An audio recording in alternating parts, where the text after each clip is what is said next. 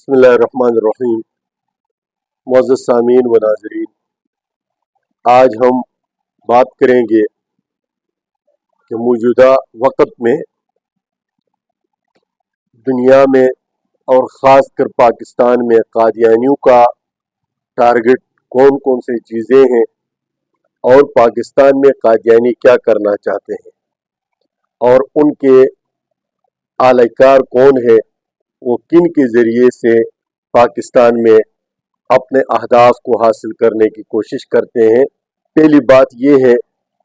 کہ جب سے غلام احمد قادیانی نے اس برصغیر کے خطے میں اپنے ناپاک عزائم کو لے کر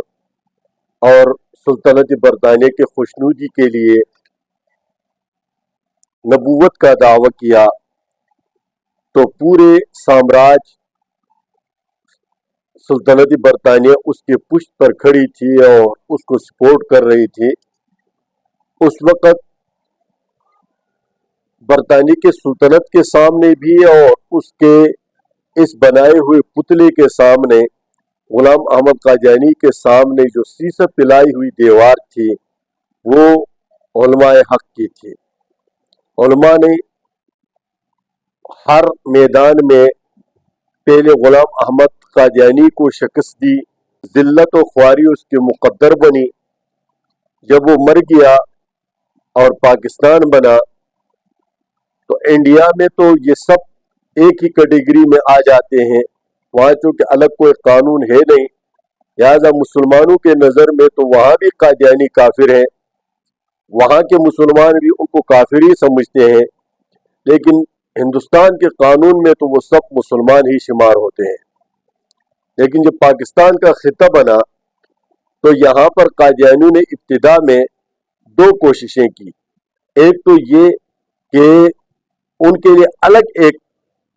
ریاست دی جائے، انگریزوں پر انہوں نے دباؤ ڈالا، کوشش کی، حتیٰ کہ کشمیر کی ریاست کو انہوں نے اپنے نام کرانے کی بھرپور کوشش کی، اور شورش کشمیری رحمۃ اللہ علیہ نے اپنے مضمون عجمی اسرائیل کے عنوان سے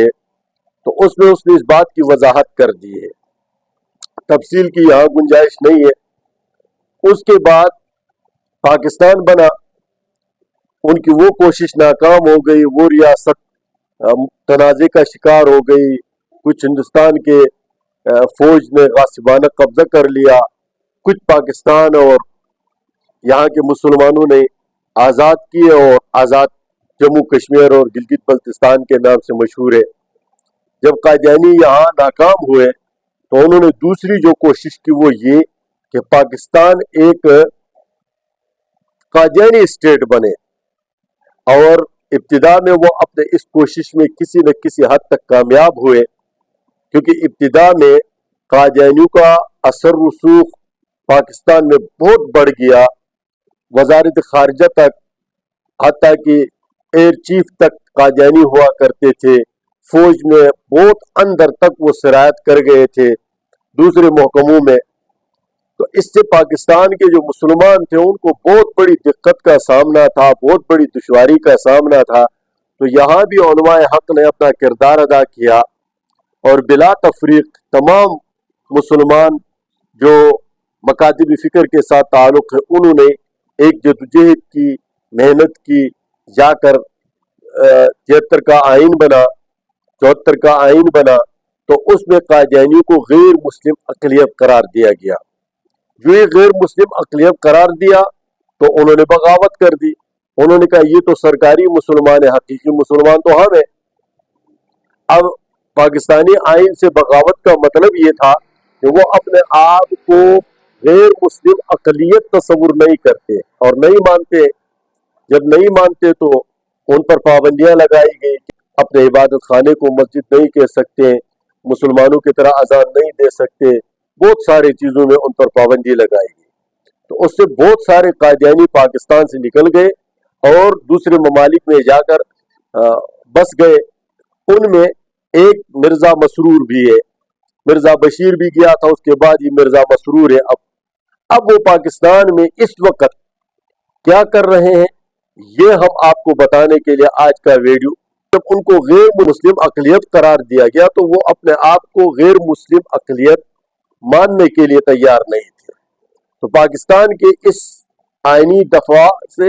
بلکہ بہت سارے دفعات سے انہوں نے یکسر انکار کر دیا اور کہا ہم یہ آئین نہیں مانتے. اب نہ ماننے کی صورت میں ظاہر ہے وہ اقلیت میں تھے, ان کو مشکلات تھی تو یہاں سے نکل گئے. اب باہر بیٹھا ہوا قادیانی وہ کیا کوشش کرتا ہے کہ سیاسی گٹھ جوڑ کرتا ہے. تو اس وقت سے لے کر آج تک وہ سیاسی پارٹیوں کو اپنے زیر تحویل لانے میں اس دفعہ کامیاب ہوئے کہ انہوں نے عمران خان اور پی ٹی آئی کو مکمل اپنے زیر اثر رکھا, اس کے لیے فنڈنگ کی, اس کے اندر اپنے لوگوں کو شامل کیا اور اپنے کارکنوں کو سوشل میڈیا پر پروپیگنڈے کے لیے انہوں نے استعمال کرنا شروع کیا. ظاہر ہے وہ بیرون ملک بیٹھے ہوئے پاکستان کے حکومت کے تحویل سے باہر ہے, وہاں سے وہ ہر قسم کا پروپیگنڈا کرتے.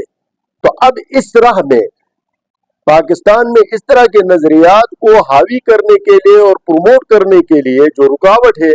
وہ دو جگہوں سے, ایک پاکستان کے سرحدی محافظوں کی طرف سے, فوج کی طرف سے, اور دوسرا پاکستان کے نظریاتی سرحدوں کی حفاظت علماء کرام کے. اب اس نے ایسا کیا کہ پی ٹی آئی کے ذریعے سے علماء کرام کو بدنام کرنے کی کوشش کی, اور جو پاکستانی پہلے علماء کو گالی دینا گناہ تصور کرتے تھے اور حقیقت بھی یہی تھی, تو اب عمران خان نے آ کر لوگوں کے ذہن سے یہ بات نکال دی کہ, اور خاص کر نوجوان, اور وہ نوجوان جو بالکل ان پڑھ جاہل ہے ان کے ذہن میں یہ بات ڈال دی کہ علماء کو گالیاں دینا عذاب نہیں بلکہ ثواب کا کام ہے, اور وہ بلا دھڑک دے دیتے ہیں. تو انہوں نے کوشش کی کہ پاکستانی قوم کے دلوں سے محبت, علماء کرام کی محبت نکال دے. یہ بہت پہلے شاعر مشرق علامہ محمد اقبال نے اپنے ایک شعر میں کہا تھا کہ اگر اسلام کو نکالنا چاہتے ہو تو علماء کو اس کے کوہ دمن سے نکال دو,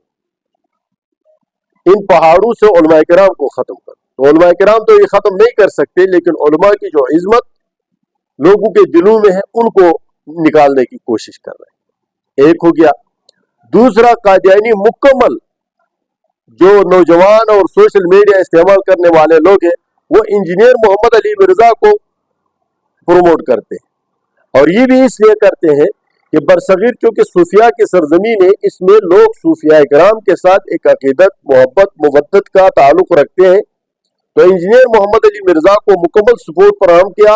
کہ آپ اولیاء کے محبت کو, صوفیاء کے محبت کو لوگوں کے دلوں سے نکال دو. اور وہ لگا ہوا ہے, فی الحال تو جیل میں ہے لیکن لگا ہوا ہے, وہی کوشش کر رہا ہے. اب فوج کے خلاف مکمل ایک منظم سازش کے تحت قادیانی اور ان کے پشت پناہ لگے ہوئے تاکہ ملک اپنے جو جغرافیائی تحفظ ہے اس میں ناکام ہو جائے. اب کبھی خیبر پختونخوا کے کسی گروپ کو سہارا لے کر, کبھی بلوچستان کا معاملہ اٹھا کر, کبھی